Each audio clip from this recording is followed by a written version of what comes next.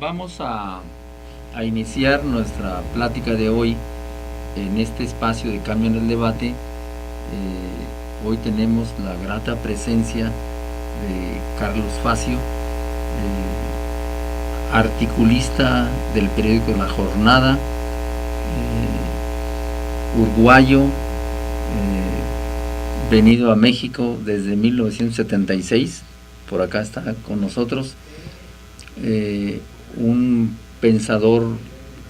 crítico, reflexivo, con compromisos sociales muy claros, muy precisos, y hoy precisamente acaba de publicar un libro que tituló Terrorismo mediático, y como subtítulo La construcción social del miedo en México. Carlos, quisiéramos que le comentaras al público y a nosotros por qué este título de este libro. Bueno, buenos días a la audiencia. Muchas gracias por la invitación, poder entrar en contacto con los michoacanos y las michoacanas, una tierra a la que vengo seguido y que quiero. Terrorismo mediático básicamente alude al poder de los medios, al poder que grupos multimedia que hoy son fundamentalmente los medios electrónicos, pero también que tienen medios escritos o que tienen empleados. Pensemos en un Ciro Gómez Leiva, pensemos en Carlos Marín o en López Dóriga, es decir, tienen empleados que a la vez que tienen un micrófono participan en la radio, participan en la televisión y también lo hacen en la prensa escrita, o sea que tienen un radio de acción, un radio de penetración muy grande,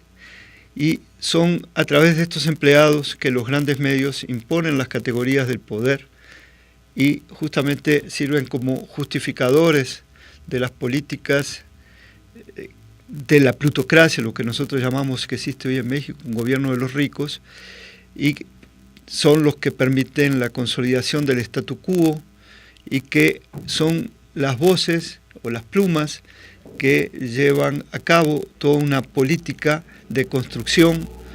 del miedo, es decir, a través de los medios es como los poderosos tratan de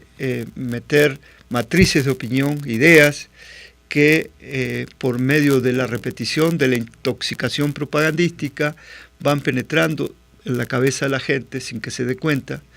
Entonces el libro está dirigido a tratar de identificar ejemplos concretos de esas matrices de opinión para darle un símil a la audiencia, algo que todos más o menos recordarán, cómo se logró fijar en el inconsciente colectivo que AMLO, Andrés Manuel López Obrador, era un peligro para México. Esa construcción, eso que se hizo a través de los medios, mediante la repetición, tenía otros elementos. Por ejemplo, otra matriz de opinión era que Hugo Chávez era un dictador, que Hugo Chávez era un populista. Bueno, ahí estamos viendo cómo quienes adversan al actual sistema de dominación, en este caso el hegemón Estados Unidos, cómo son satanizados a través de los medios y cómo de manera perversa en toda la campaña que vino 2003, 2004, 2005, 2006, pero que llega hasta el presente, se hizo a través de estos medios bajo control monopólico privado, un vínculo se estableció entre el populista radical Hugo Chávez y esto que Enrique Krause llamó el populista tropical López Obrador. Entonces, en el libro lo que contamos es justamente cómo se manejan estas categorías que se imponen por la vía de la repetición, no de un solo medio, sino de un grupo de medios que si bien pueden tener intereses contrapuestos porque tienen que ver con el mercado, en definitiva, sí se ponen de acuerdo en difundir, en propagar el discurso del poder. Muchas veces, como planteamos apoyando a Noam Chomsky al comienzo del libro, es decir, a partir de una mentira, yo hablo de la mentira del Pentágono como arma de guerra, es decir, de la mentira que utilizó la Secretaría de Defensa de Estados Unidos para poder invadir Irak en base a la supuesta tenencia en Irak de armas de destrucción masiva. Entonces, cómo se monta una mentira, se repite, y eso sirve para justamente invadir un país, ¿no? Entonces, de esto trata el libro, ejemplos concretos, hay muchos, que a veces cuando uno los plantea en una clase, en una conferencia, la gente se ríe, pero en su momento, por ejemplo, un periodista conocido, Raimundo Riva Palacio, escribió en el periódico que dirigía en ese momento que el gobierno de Veracruz, no me acuerdo si era la Procuraduría General de la República, había encontrado un lote de armas, había incautado un lote de armas AK, AK, que venían para el EPR, en el momento en que el EPR no tenía prácticamente incidencia, pero que esas armas habían sido financiadas por el gobierno de Venezuela, por Hugo Chávez, pero que el dinero para pagar esas armas habían salido de las arcas del Distrito Federal cuando López Obrador todavía era el regente, pero que el dinero no había ido directo de México a Caracas, sino que había sido triangulado a través de Cuba. Es decir, este montaje que vinculaba a López Obrador con Fidel Castro, con Hugo Chávez y con el EPR, era una gran patraña. Pero sin embargo salió publicado en un periódico conocido por un periodista reconocido. Entonces ese es un ejemplo de cómo se utilizan mentiras se siembran, lo que nosotros llamamos en el argot periodístico la siembra de información falsa, que a fuerza de repetirla se convierte en verdad, o como también muchas veces se siembra información en un momento que van a ser recuperadas 2 o 3 años después con fines de propaganda, ¿no? Yo hablo en el libro justamente de distintas categorías de propaganda, la propaganda blanca, la propaganda gris, la propaganda negra, es decir, cómo en la realidad concreta se utilizan armas propias de la guerra psicológica, y se pueden adecuar a la práctica política, es decir, en una situación de no guerra. En México, por ejemplo, en periodos electorales, se utilizan las técnicas de la propaganda que muchas veces se encubre, digamos, como si fuera publicidad o propaganda electoral, ¿no? Pero que en realidad es guerra sucia, mediática, ¿no? Y todo esto terminó con el objetivo de generar miedo. La guerra de Calderón, por ejemplo, no fue una guerra de las drogas, es decir, hoy lo podemos ir tendiendo a confirmar, digamos, la hipótesis que manejamos, fue una guerra contra el pueblo que tiene que ver con un nuevo reparto territorial de México en función del gran capital. Es decir, mediante la guerra a las drogas, en realidad se puso a instituciones del Estado como las Fuerzas Armadas, como la policía, como las policías locales, a llevar a cabo un nuevo reparto poblacional, incluso con desplazamiento de población, desplazamiento forzoso, población en varios estados del norte del país, en Zacatecas, por ejemplo, en Veracruz, para refuncionalizar a la población y a los territorios y poner, digamos, los recursos en posibilidad de acceso al capital transnacional. En este caso, Carlos, que retomas el pensamiento que yo llamo insumiso de Chomsky, recordemos, por ejemplo, después de la Guerra Fría, cómo aparecieron textos como el de Fukuyama, El fin de la historia. Había un fantasma que utilizaba el imperio, el comunismo, y cómo hoy entender esa invitación del poder, del terrorismo. ¿En qué sentido el terrorismo hoy sustituye aquellas ideas como de comunistas, etcétera? Sí, Estados Unidos siempre ha tenido un enemigo a combatir que le justifica las razones para sus políticas imperiales a lo largo del mundo, ¿no? Durante el periodo de la Guerra Fría, evidentemente la Unión Soviética le disputaba había un proyecto alternativo posible, el socialismo, y aunque aquel socialismo de la Unión Soviética tuviera pies de barro, digamos, era una alternativa para los pueblos del mundo. Entonces, durante todo ese periodo, digamos, era el fantasma del comunismo, fue agitado a nivel de la propaganda, y bueno, nosotros íbamos al cine, cuando aparece la televisión en los 50, es decir, a través de la televisión y del cine estaba la propaganda occidental contra los japoneses, los alemanes, la Unión Soviética, etcétera, ¿no? Entonces, después de la autodisolución de la Unión Soviética en 1989, con el fin de la historia de Fukuyama y de las ideologías, Estados Unidos tiene que forjar un nuevo enemigo, y en el caso de América Latina,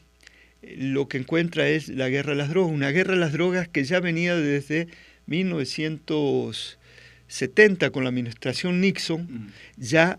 se había lanzado la guerra a las drogas. Entonces, en los 90, en países como Colombia, se toma, digamos, el tema de las drogas, del narcotráfico, como el sustituto, pero ya entonces se le vincula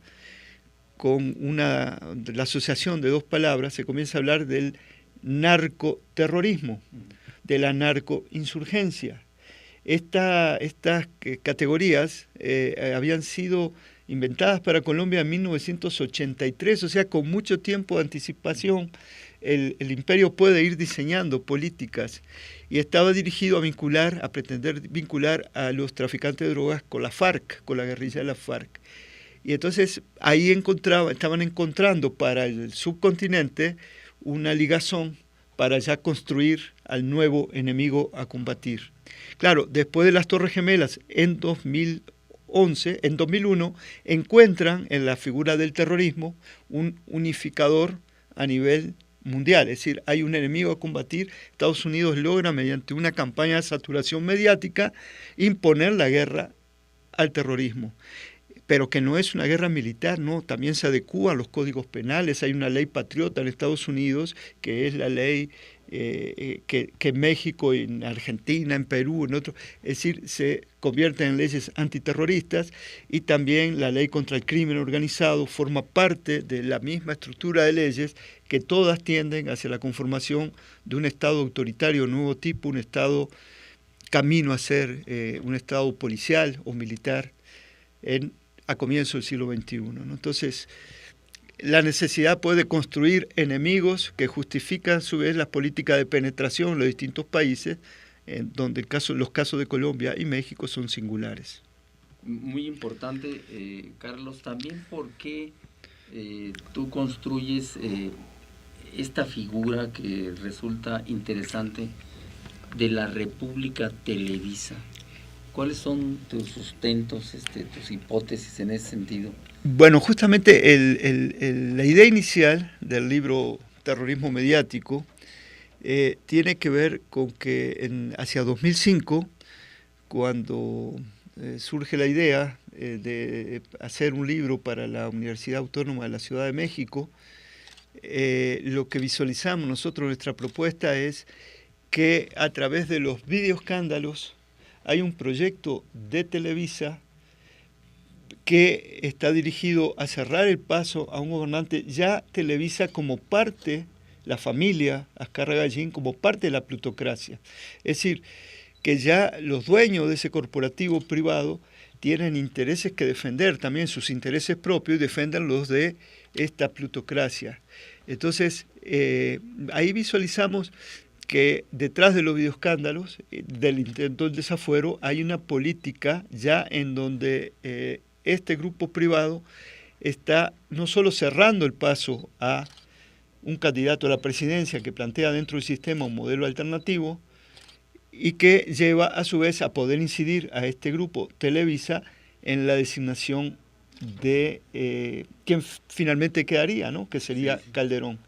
Pero si nosotros vemos en el tiempo, de 2003, que sería el arranque del libro, a 2013, en ese tránsito, Televisa a su vez, en los 6 años siguientes, durante el mandato de Calderón, fue construyendo, fue realizando la construcción social de Peña Nieto, que era el gobernador del Estado de México. Es decir, durante 6 años se va construyendo el relevo de Calderón, y entonces, digamos, esto que nosotros definimos como el muñeco telegénico de Televisa, finalmente es impuesto. Aquí la imposición de Peña tiene que ver a su vez no solo con el manejo de los medios, sino que recurrieron a otra estrategia que fue sumar al papel de los medios, incorporar, digamos, a las barras informativas, radiales y televisivas, a dueños, a los gerentes de compañías encuestadoras. Muy bien, Carlos, vamos a hacer un corte y continuamos pensando este importante texto. Uh-huh. Vamos a continuar nuestra plática de hoy con la presencia de Carlos Facio. La siguiente reflexión consiste en cómo los medios a través de la imagen van afectando también a la política, en donde ésta de hecho se convierte en un espectáculo. Uh-huh. ¿Qué elementos nos permiten comprender este fenómeno hoy día, Carlos? Sí, para decirlo muy sencillo, ¿no? Esto de que solo existe lo que se ve en la televisión, esa es la realidad, y los medios lo que hacen ahora, o el poder a través de los medios lo que hace es enfrentar a la audiencia, digamos, al acontecimiento, pero es decir, desaparece el intermediario, que es el periodista, que es el analista,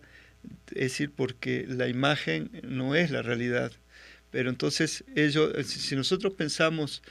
en los avioncitos pegando sobre las Torres Gemelas en 2001, esa imagen en los noticieros, por ejemplo en Canal 40, en Televisa, durante 2, 3, 4 semanas estuvieron permanentes detrás del locutor, y eso era subliminalmente, estaba llevando, forjando, digamos, la justificación de la guerra que venía, ¿no? Y a su vez la imagen es reforzada por toda una serie de comentaristas de esos medios que van justamente no solo justificando, sino alentando la fase siguiente, ¿no? Entonces, bueno, hoy, si nosotros, aparte de ver la noticia como espectáculo, lo asimilamos a la política, vemos que también el esquema ya penetró en la clase política y en la manera en que los medios tratan a la clase política. Hay aquí todo un tema que es anterior, que tiene que ver con los años 80 y sobre todo en los 90, y es cuando hay una campaña desde los medios y desde los centros de poder de Europa y fundamentalmente de Estados Unidos, desde el hegemón del capitalismo, que es una campaña de desprestigio de los políticos y la política. Comienzan a aparecer las ONG, las organizaciones no gubernamentales. Entonces, el nuevo modelo que aterriza con el neoliberalismo es tratar de eliminar a una clase política que entonces todavía tenía partidos políticos que tenían ideales, principios, programas. Si nosotros vemos con el aterrizaje del neoliberalismo, desaparecen de los partidos, ya desaparecen los programas, ya es difícil distinguir, para hablar del caso de México, cuál es la diferencia entre el PRI y el PAN en los 90 y a comienzos del siglo XXI. Hoy es más difícil, en este breve periodo de Peña, distinguir cuál es la diferencia entre el PRI, el PAN y el PRD. Es decir, hubo un proceso larvado de destrucción de la política y los políticos como se entendía, es decir, el político como un intermediario entre las bases, entre las masas, entre la población y todo el instrumento, el aparato de poder. Es decir, el político era el intermediario y de alguna manera llevaba el sentir de las bases al marco de la política, donde se ejercen las políticas de Estado, y eso hacía que las elecciones pudieran tener algún significado. Hoy todo eso ha desaparecido, los partidos son los mismos, los candidatos son producto de la mercadotecnia, es decir, se venden por un copete o se venden por unas botas y una villa, es decir, el caso Fox, el caso Peña, es decir, el muñeco telegénico de Televisa, son dos productos como lo fue Color de Melo en Brasil y muchos otros casos. Eso es la política hoy. Hoy también la política se brinda como espectáculo. El show que acaba de protagonizar Barack Obama en Palacio Nacional y en el Museo de Antropología hace 15 días cuando vino a México tiene que ver con la política como espectáculo, es decir, son montajes mediáticos que tienen que ver con la imagen, con la mercadotecnia, con los mensajes cifrados. En su comparecencia aquí en México, Obama no se dirigía a los mexicanos, estaba mandando mensajes por elevación al Congreso de Estados Unidos, donde se está discutiendo el tema migratorio, y entonces utilizó su venida a México para dar un espaldarazo al nuevo México, del nuevo PRI,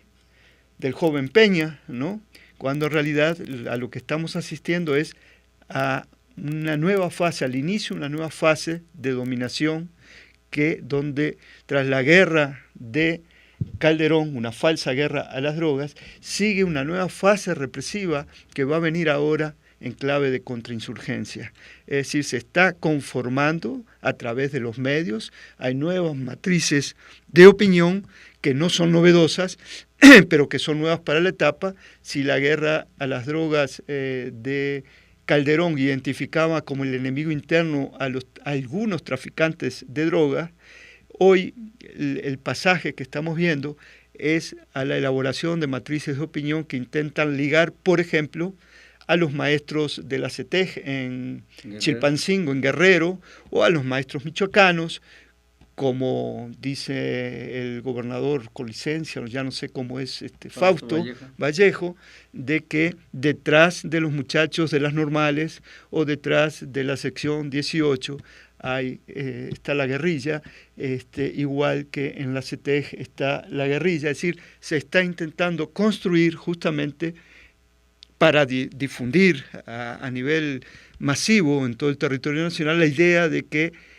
todo el que disiente tiene que ver con la subversión. Y entonces el gobierno, el nuevo PRI, que viene con un nuevo proyecto hegemónico que pasa por la cultura, que pasa por la educación, que pasa por hacer una forma de política al viejo estilo, pero renovada, es decir, todo la imposición del nuevo modelo pasa entonces por la construcción del enemigo interno. Y la construcción social del miedo, esto que nosotros planteamos, la guerra de Calderón, que se podía identificar, o las guerras del imperio, con el populismo radical, con el narcotraficante, hoy está mutando en México hacia un nuevo enemigo que en la etapa, en estos 2 últimos meses, está singularizado en la disidencia magisterial, pero que ya vemos la intención de vincularlo con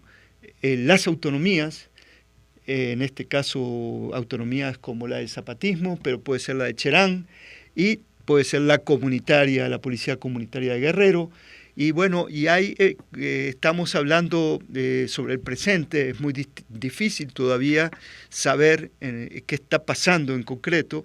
pero algunas cuestiones novedosas que nos llevan a interrogarnos y a reflexionar, como lo estamos haciendo ahora al aire, digamos. Es decir, si nosotros vemos en enero, es decir, a un mes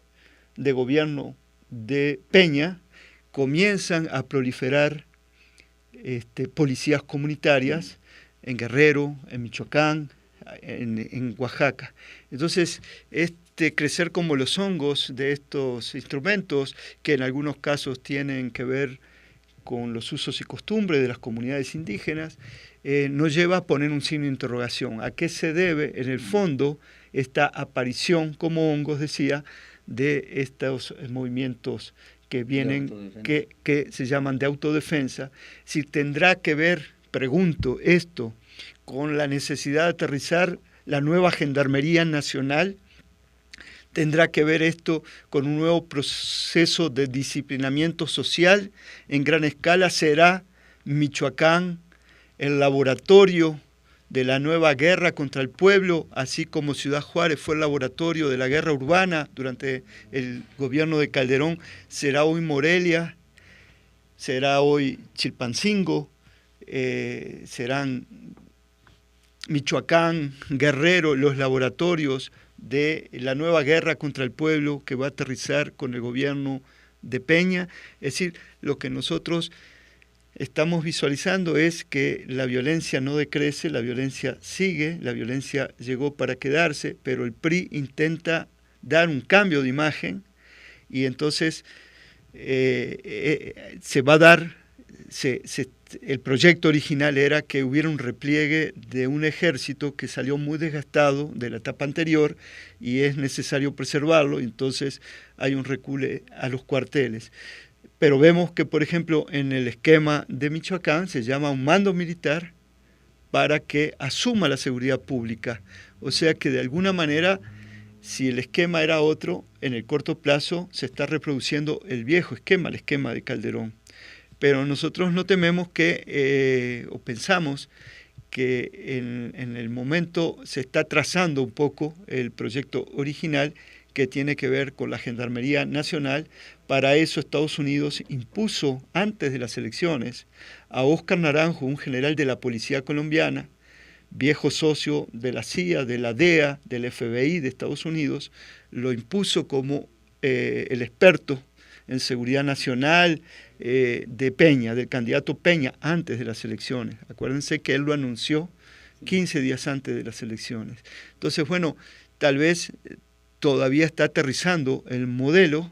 Yo intuyo, no puedo asegurarlo, que la demora se debe a que todavía no se ha definido quién va a ejercer el mando de esta gendarmería, que va a operar en todo caso como un bloque de búsqueda, así se llamaba en Colombia, es decir, a la alianza, al instrumento que se creó en los años 90, a fines de los 80, entre el ejército y la Policía Nacional, y es el mismo esquema que se aplicaba en Uruguay en los 70, donde cuando viene la guerrilla urbana, los Tupamaros, y desbordan el accionar de la policía, entra el ejército, pero es el ejército con la policía la que forma un solo bloque, y eso les permite en aquella etapa derrotar militarmente a la guerrilla. Entonces, el operativo conjunto Michoacán, el operativo conjunto Chihuahua, los operativos que implementó Calderón en la fase anterior, también sumaba al ejército, bajo el mando del ejército operaba la Policía Federal, participaba también la Marina, aparecían las policías locales. Entonces es como un reacomodo, digamos, del modelo de Calderón a una fase nueva en donde tienen que darle un respiro al ejército, que ha salido, repito, muy desgastado, y introducen un nuevo elemento, que va a ser la Gendarmería Nacional. Bueno, se está conformando con 7.500 oficiales o soldados, tropa del ejército, 2.500 que van a venir de la Marina de Guerra, y algunos cuadros formados en técnicas de tropa de élite de la Policía Federal. Es decir, o sea que va a ser la Gendarmería una policía militarizada, o van a ser militares encubiertos de policía, bajo el mando de que son policía. Pero lo que no debe perder de vista la audiencia o nosotros que nos dedicamos a investigar esto, es que la formación de la policía es completamente distinta a la formación del soldado. El soldado tiene como objetivo la defensa de la soberanía nacional frente a un enemigo, y se les enseña a practicar las técnicas de la guerra, que es el aniquilamiento del enemigo, es decir, matar al otro e emplear, en este caso si es necesaria, la tortura, es decir, emplear lo que hemos visto que ocurrió durante la guerra de Calderón, pero que ahí se ponía de manera tramposa, que era como una guerra de sicarios contra sicarios, de cárteles contra cárteles, y daños de capos contra capos, y cuando afectaba a civiles se hablaba de daños colaterales, ¿no? Entonces, bueno, creo que ahora estamos pasando a otra fase que en la etapa va a ser la gendarmería, pero no son, si fueron formados como militares, es difícil que puedan transformarse en un policía que, como lo definía la propia lógica del sistema antes, era una policía preventiva, que es muy distinto justamente a una práctica de aniquilamiento, ¿no? Entonces, bueno, en eso es donde estamos trabajando hoy sobre la coyuntura. Y en este caso, Carlos, ¿Cómo ves tú porque ahí parece que hay una distribución de la misma violencia? Es decir, en donde grupos de la delincuencia organizada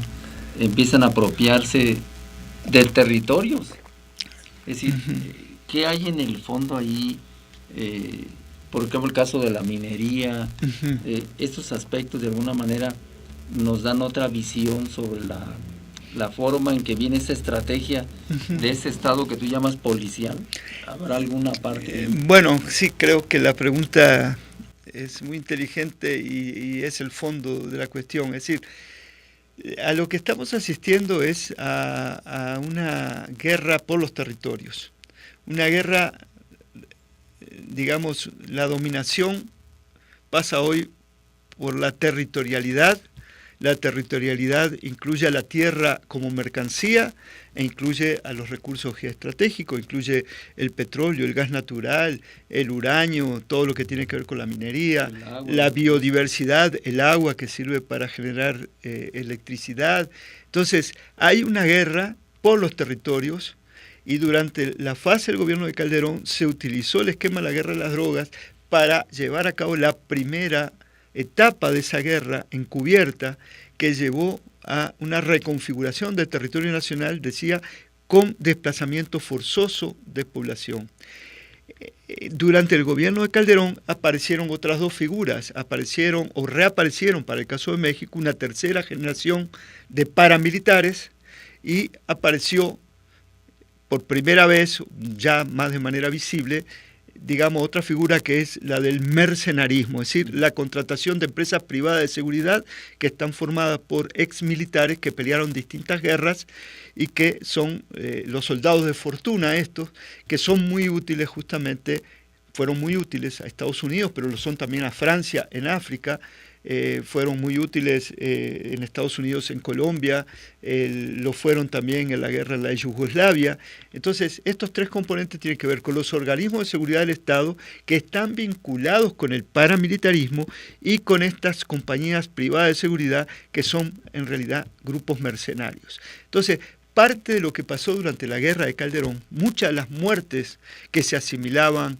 a pleitos de pandillas, sicarios contra sicarios, en realidad tienen que ver con el accionar de estas estructuras paramilitares y con estos grupos de mercenarios.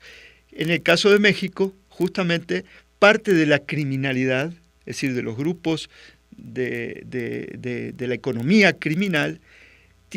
han tenido históricamente un pie en la criminalidad y otro pie en el Estado. ¿Cómo? Bueno, porque estructuras como las distintas policías, como el ejército, han servido de protección o de protectores de estos grupos criminales, lo que involucra a fuerza del Estado con la criminalidad. Pero a su vez la economía criminal tiene que ver con banqueros, porque ahí es donde se lava la mayor parte de los dineros de la economía criminal, tiene que ver con empresarios, muchos de ellos de empresas que cotizan en la bolsa y que aparecen como grandes señores, pero que en realidad sus vínculos con la economía criminal han sido amasados y consolidados en los últimos 30 años. Entonces, toda esta estructura, digamos, es lo que hoy está también entrando en una nueva fase. Es decir, esto que nosotros llamábamos que vivíamos en un estado de tipo delincuencial y mafioso, esto lo definíamos así en 1999, 2000, hoy está, después de la guerra de Calderón, entró a una fase de consolidación del modelo. Y como en Colombia, estos grandes empresarios que están vinculados con operadores de la economía criminal son los que están forjando el nuevo Estado, que vino a condecorar o a impulsar Barack Obama, ¿no? Carlos, pues aquí el tiempo es tiránico. Te agradecemos de veras la presencia en este espacio de Cambio en el Debate y pues invitarte en otra ocasión para continuar pues pensando, reflexionando y cómo encontrar una fuerza a través de lo que tú llamabas una proclama nacional para exactamente constituir digamos un contrapoder que venga efectivamente a parar esta nueva hegemonía policial,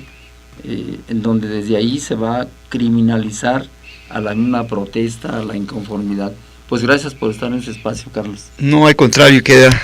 para otra oportunidad entonces, claro, ese tema. Claro.